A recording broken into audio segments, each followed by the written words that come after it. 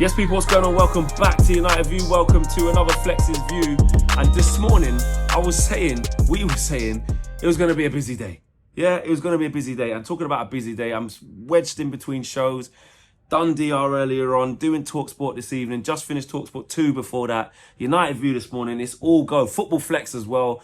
The content is contenting, but the here we go from Benjamin Sesko. You think I'm going to let the day pass without having my say on United View about this deal? And of course, going to talk a little bit about the Ornstein Bombers in terms of Garnacho as well to Chelsea. Matisse, you're on my list, bro. Pay up. But Benjamin Sesko, here we go. Finally, we've got a man. And you know what? I have to say, man, listen, this is quick stuff from Ineos. This is quick stuff from Ineos. Like, I don't care about this brown envelope. You're allowed to give Ineos praise if they do shit, if they do the right stuff, man. And we were linked with Sesko, I don't even think a week ago. When did this like materialize? It feels like I'm a little bit out of sorts because I'm still jet lagged from America. But it feels like we've just clicked our fingers and all of a sudden it's there. It was Newcastle United in, bids there. You know what I mean? Then 2 days later, man, he's waiting for a bid from Man United. The bid comes, it's done. Like a couple of days after that. So in terms of Christian Vivell, top work. Top work. Listen, you guys know my reservations about the signing, all my sort of the player, and I wanted Ollie Watkins. I wanted somebody more experienced, but you know, when I do look at all sides of the Rubik's Cube, like I can see why this is the right move. I think we have to understand that he's raw. He's gonna take time. We're not buying a finished article, you know, and we have to be patient, you know. But in line with what our vision is, which is to win the title by 2028, this is in line with that. To get a player who's gonna be flourishing, who's gonna be nurtured in that time. We've got Cunha and Bumo, which mitigates for the fact that he doesn't have Premier League experience. You still kept hold of Bruno, who some fans still don't like that, but that, you know, I think that's a good thing. I like it, man. I like it. It's exciting, and we've shown real intent. Look at who Ineos have gone and bought before the season's even started. Crazy, with more work to do, and then they've picked up the phone to Baleba. So I'm excited. I'm still in my lane. I'm not overexcited, because I think we should still understand where we currently are. We should still understand what we're trying to build. There's a lot of work to still be done, you know, onto midfield, onto outgoings, which I'll talk about in a second. But in terms of how, you know, we're getting one of Europe's, you know, top strikers, top young strikers. You know, you've got your upper echelon of, you know, ready-made guys that have been there, done it. Haaland, Lewandowski, Kane, Isak, you know, Mbappe, etc. Obviously, he's not in that field, but you know, even Gyökeres is a class above. But I think for where we're at and where we're trying to go to, it does actually make sense. It does. I can see that. I'm still a bit skeptical, but the thing is, for me, is I'm not expecting miracles from this kid straight away. You know, when you speak to Kevin Hatchard, which I've done on Inside Devil, and I'll try and get him on United View as well, so you guys can see more of an insight on him. Like, he says he's freakish. Like, for how big and tall he is, he's exceptionally quick, he's powerful, he has presence. I heard Tim Vickery talking about him as well, another European football expert, who was basically saying if Cesco scores 20 to 25 goals in the Premier League, he would be surprised. That's not the sort of striker he is, but it's actually his all-round game that's got him the move. And you know, look, obviously you buy a striker to get the predominantly get you the most of goals, but essentially we've signed players that the goals should be shared out, you know. And if he is someone who can occupy defenses, you know, keep improving, possess that power, possess that finishing touch as well, you know, he doesn't necessarily have to get 20, 25 goals. Of course, that's what we want. You want a 20 goal man. But if we've got scorers around the pitch, then the need for that isn't there. Go back to Liverpool days of, you know, when Firmino was that main guy as that false nine, you had Salah and Mane chipping in with big numbers.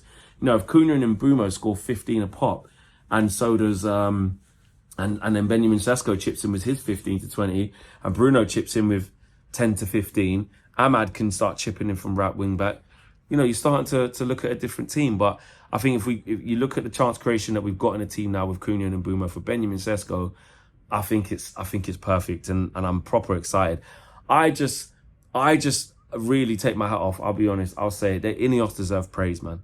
They do. Ineos deserve praise for what they've done, because there is no way at the end of last season, if you had told me we were going to get Cunha, Mbumo and Sesko, I would have said no, absolutely not. And Sesko, let's not forget, like Owen says, with the soundboard and him having that Sesko voice and learning the pronunciation, it's because we've been in for Benjamin Sesko before. I think it was Andy Mitten talking to KG while I was on tour, was saying like they've been tracking this guy for ages. You know, Statman Dave was saying they've been looking at Benjamin Sesko since he was 16. You know, and it's not comparable to Rasmus Højlund when he was on the way into the club, whereby he'd scored like 9 goals at Atalanta, and that's pretty much the only body of work he's done. Benjamin Sesko has taken a small, steady upwards trajectory to get to Man United. You know, if we're being honest, he has. You know, he's at Salzburg, gets the move from there to Leipzig within the same organisation, does well at Leipzig, signs a new deal at Leipzig when he could have gone last season, felt it wasn't the right move for him. And then he's ended up coming to Man United, and I think Christian Vivel's played a big part in that. Shout out Jan Ogafjortov, who brought that news to us about, you know, this is a hat-trick for Christian Vivel. It's brilliant what he's done, bringing him from Salzburg to Leipzig and now to Man United. And also I want to talk about the player himself, because all these Newcastle fans, what excuse is it going to be next? You know what I mean? It was, he's only going to... Someone talking to TalkSport the other day, this Newcastle fan going mad. It's only because Man United have been able to pay him more wages. Well, then Florian Plettenberg's put out some really interesting detail to add to the extra information about this deal. And he's saying, you know what? He's waived his fee. He's taken less money. He could have earned more money going to Newcastle United, mate. You know, in the end, we've bid less than Newcastle United as well. It's because we have a player who actually really wants to come here.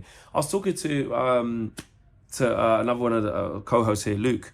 He's a big Arsenal fan, and he was like, "Oh, sounds interesting." Like, throughout Arsenal going for him, he never once heard that he wanted to go to Arsenal. Cesco, you know, because they were looking at him last year. He turned it down and wanted to stay an extra year and signed a new deal. You look at what happened this year. Arsenal, yes, were put off by the price, but rightly so, went for Gyökeres. I think that's the better fit anyway. I think this is the right way around. But it never felt like he really wanted to go to Arsenal. It just didn't materialise in that way.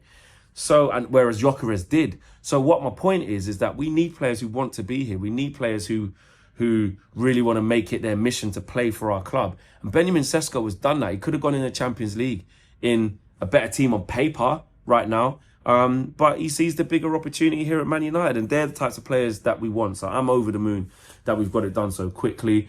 Also, what we've heard today, breaking news, is that talks have begun between Man United and us and Chelsea, should I say, for Alejandro Garnacho. Alejandro Garnacho wants Chelsea or nothing. Chelsea are keen. Talks have begun. I've told Matisse many times already, pay up, bro. Pay up.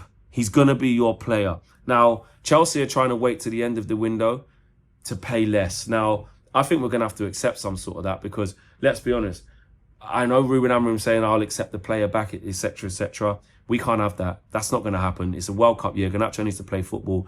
We can see how we've moved the dressing room culture on as well. So we're not going to look backwards and reintegrate players from the 5 that have been surplus to requirements. That's not going to happen. So Man United might have to accept less, and I understand that. But also we should play hardball, because what I don't like as well, at the same time, in the same breath of me saying we're going to have to accept less because it's going to get late in the window, is how you can look at, you know, what's his face? Anthony Elanga going for 55 million. My son. How you can look at Jamie Gittins coming to the Premier League for 50-odd million, 55 million. How you can look at Madueke going to Arsenal for 50-odd million. Garnacho is better than these guys. He is. I know Matisse says he's mid and you don't really like him. Or if he's at least on the same level, then it should be about the same money. He needs to be leaving for 50 million, minimum. Minimum. I don't think we'll get that. I think it's going to be a total package of 50 million. I think it's going to be like 42, 45 plus some add-ons. I think it's going to be more like that. But for me, Man United need to be strong. And we've done well to bring in these 3 players in Bruno, Sesko and Cunha. But now I'm looking at the outgoings. Rashford, I totally understand it was always going to have to be that. Garnacho is our most sellable asset. And if we want to be looking at Carlos Baleba as well after that, a lot of it is going to hinge on how much we can get for Alejandro Garnacho. It is. It really, really is. He's the most sellable player. You can amortize his fee across many seasons because he's a homegrown player and it's 100% profit. We have to be looking to try and get 50 million out of Chelsea. They do it to everyone. These guys are asking for 70, 80 million for Nicholas Jackson from Newcastle. What's going on? We need to get better at selling, and I want to see it. I want to see that same aggressive tone that we've had to go and bring players in, to move players out, especially with this bargaining chip. You know, if Garnacho has to drop his demands and pay less, or sorry, set less wages, or not less wages, but not ask for as much, so be it. But he shouldn't be that hard to shift. Garnacho's on like 50 grand a week. So Chelsea, pay up, mate. I don't want to be held to ransom. They need to be paying the right money as much as we need to get rid of this player. So for me, interesting here. I think the deal will get done, but Chelsea are going to be sneaky about it. But they're going to have money. So we need to be extorting every single penny. Pay up. Pay up. Smash the like on the video. Subscribe to the channel if you're new, please. We're so close to 200k as well. So make sure you subscribe to the channel. I'm out of here. Peace.